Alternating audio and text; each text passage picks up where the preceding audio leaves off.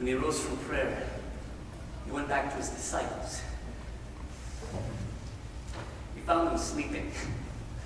Why are you sleeping? Get up so that you don't fall into temptation. When he said this, a crowd approached. And Judas, one of the 12, was leading them. He approached Jesus to kiss him. But Jesus said, Judas, are you betraying the Son of Man with a kiss?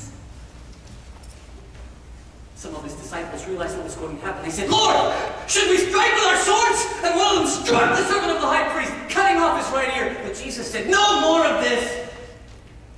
And he reached out and he touched the man.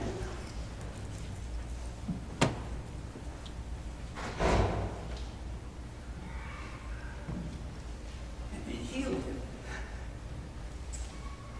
Then Jesus said to the chief priests, the officers of the temple guard, and the elders who had come for him, am I leading rebellion that you've come for me with swords and clubs?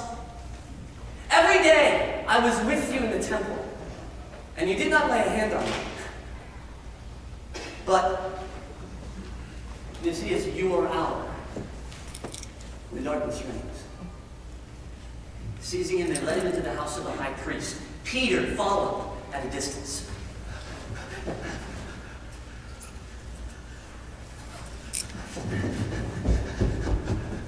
When they had kindled a fire in the middle of the courtyard and had sat down together, Peter sat down with them.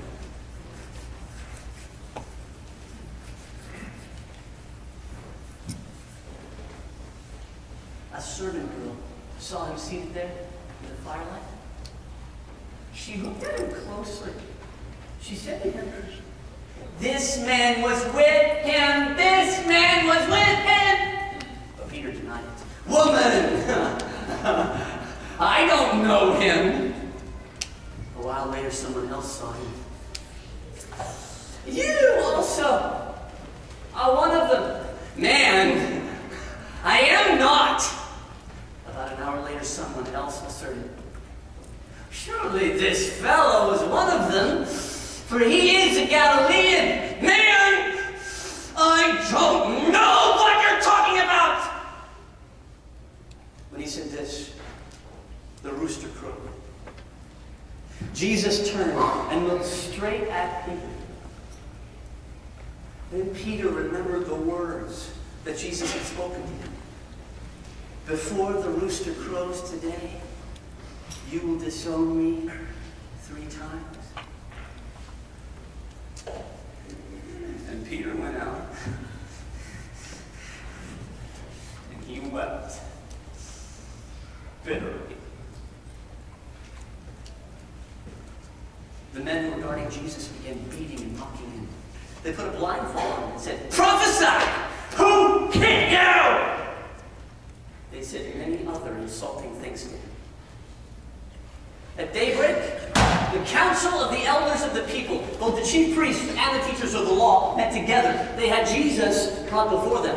They asked him, if you are the Christ, tell us. If I tell you, you would not believe me. And if I asked, you would not answer. But from now on, the Son of Man will be seated at the right hand of the mighty God. Are you then the Son of God? You are right in saying that I am. Why do we need any more witnesses?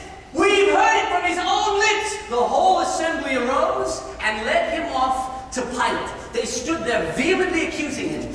We found this man subverting our nation. He opposes payment of taxes to Caesar and claims to be Christ, a king.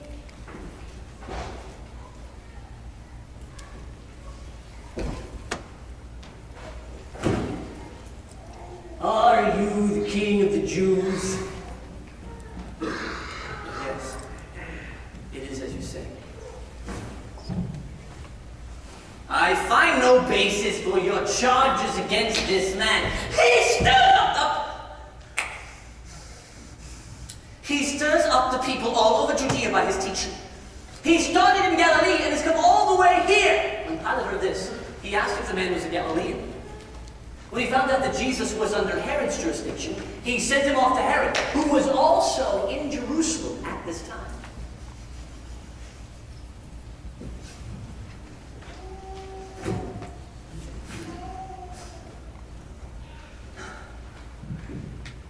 Now, when Herod saw him, he was greatly pleased. You see, for a long time, Herod had wanted to see Jesus. From what he'd heard about him, he'd hoped to see him perform some miracle.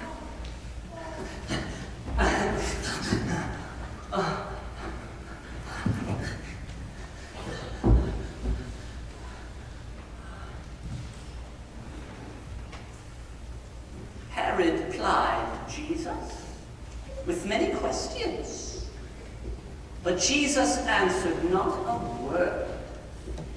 The Pharisees and the teachers of the law stood there vehemently accusing him. Then Herod and his soldiers began beating and mocking him. They dressed him in an elegant robe and sent him back to Pilate. That day, Herod and Pilate became friends. Until this, they had been enemies. Pilate called together the chief priests, the elders, and the people, and he said to them, "You brought me this man as one inciting the people to rebellion. I've examined him in your presence and have found no basis for your charges against him. Neither has Herod, for he has sent him back to us. As you can see, he has done nothing deserving death. Therefore, I will punish him, then release him." Those loud shouts, the people called out, "Away with this man! Release Barabbas to us!" Barabbas had been thrown into prison for an insurrection in the city and for murder. Pilate called them a second time, but they kept shouting, "Crucify him! Crucify him!" Pilate appealed to them for a third time. "Why? What crime has he committed? I have found in him no basis for the death penalty. Therefore, I will punish him. And then release him." But with loud shouts, the people called out for his death. And their shouts prevailed. Pilate agreed to grant their demand. He turned over to them the one who had been thrown into prison for insurrection and murder, the one they asked for, and surrendered Jesus to their will. As they led him away, they seized Simon of Cyrene, who was on his way in from the country. They put the cross on him and forced him to carry it behind Jesus. A large crowd of people followed, including women who mourned and wailed for him. But Jesus turned to them and he said, "Daughters of Jerusalem, do not weep for me. Weep for yourselves and for your children. For I tell you that a time is coming when you will say, 'Blessed are the barren women, the wombs that never bore, and the breasts that never nursed.' And then they will say to the mountains, 'Fall on us,' to the hills, 'Cover us.' For if men do these things while the tree is green,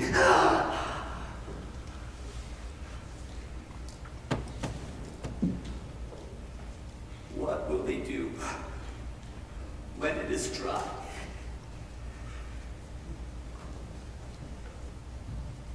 Two men, both criminals, were led out with Jesus to be crucified.